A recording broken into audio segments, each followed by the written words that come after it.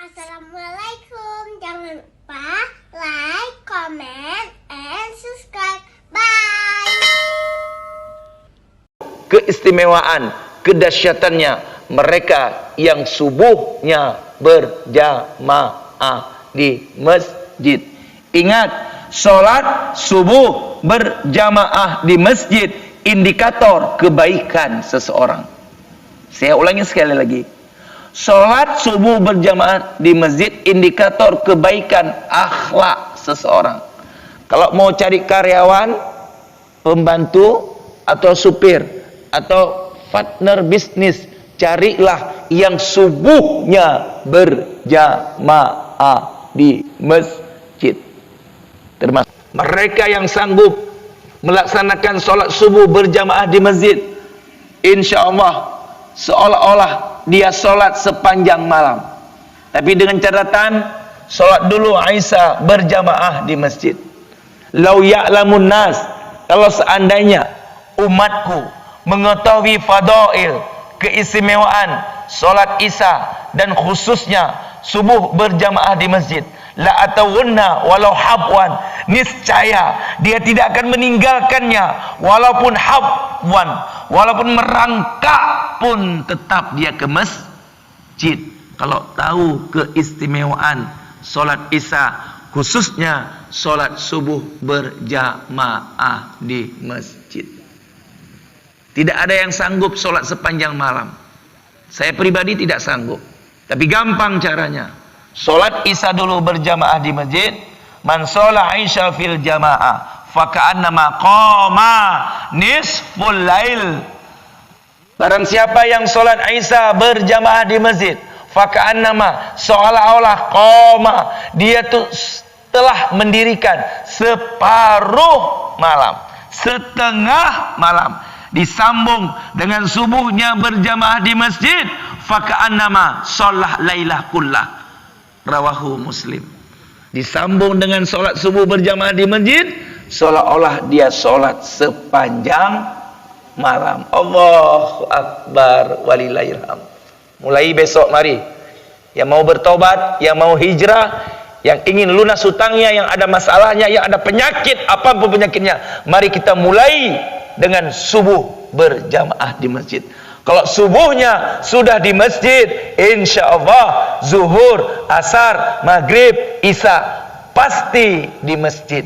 Kalau subuhnya tidak di masjid berjamaah, zuhur, asar, maghrib, isya dicurigai. Betul-betul ayah, berat sekali sholat subuh berjamaah di masjid. Mereka yang mampu, yang istiqamah, terus menerus berjamaah subuh di masjid sampai akhir hayatnya, insya Allah fi zimmatillah, dalam jaminan Allah. Dahsyat, dalam jaminan Allah. Makanya mereka yang bergerak dari rumah ke masjid, dalam perjalanan dia sedang dijamin oleh Allah, dijamin hidupnya, dijamin rezekinya, dijamin pangkatnya, dijamin anaknya, dijamin kesehatannya, semua akan dijamin oleh Allah kalau dia istiqamah terus menerus subuh di masjid. Dahsyat ya. Bahkan mereka yang subuhnya istiqamah di masjid, insya Allah dijamin meninggal husnul khatimah. Tidak akan meninggal su'ul khatimah. Yang istiqamah subuh di masjid, insya Allah meninggal syahid, meninggal husnul khatimah. Mereka yang sanggup, mampu, yang istiqamah terus menerus berjamaah subuh di masjid, diangkat, dicabut seluruh kenikmatan munafik. Seluruh sifat-sifat munafik akan dicabut oleh Allah kalau dia sanggup subuhnya berjamaah di masjid sampai akhir hayatnya. Kita punya sahabat di kampung, di rumah. Coba lihat, pemabuk, penjudi, koruptor, penzina, itu berat subuh di masjid. Kalau nggak percaya, coba cek nanti di kampung masing-masing. Lihat, pasti ada yang suka game online, Yang masih jual chip, teman-teman kita ada, Pak? Yang masih jual chip. Mungkin di sini ini ada karyawan kita yang suka game online. Masih ada? Itu diangkat nanti insya Allah. Tinggal 9 hari lagi diangkat. Ya, sifat-sifat jelek, sifat-sifat buruk diangkat.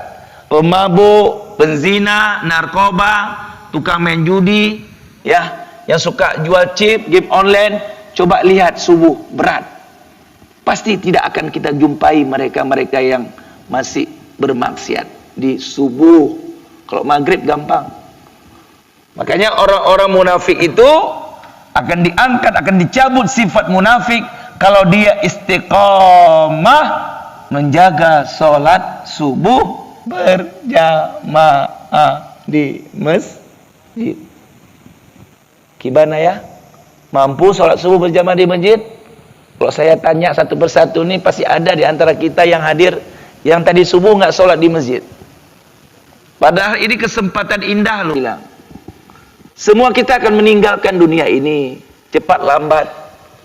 Banyak yang umur 20, 25 diambil oleh Allah. Banyak yang umur 30 meninggal. Di kampung saya umur 85, Pak Manajer. Enggak mati-mati.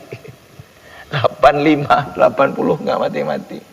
Banyak yang meninggal umur 30, 35. Hati-hati ya yang umur 30, 35. Yang umur 40 itu puncak hidup kita, puncak kita menjadi orang hebat itu umur 40. Itu pas umur 40. 41 kita sudah mulai turun gunung. Puncaknya umur 40. 41 sudah mulai turun gunung. Sudah mulai letoy, lemah, lesu, penyakitan, ada diabetes, ada penyakit asam urat, betul? Sudah mulai masuk. Karena makanan kita macam-macam sekarang. Wabillahi taufiq wal hidayah. Assalamualaikum warahmatullahi wabarakatuh. Terima kasih.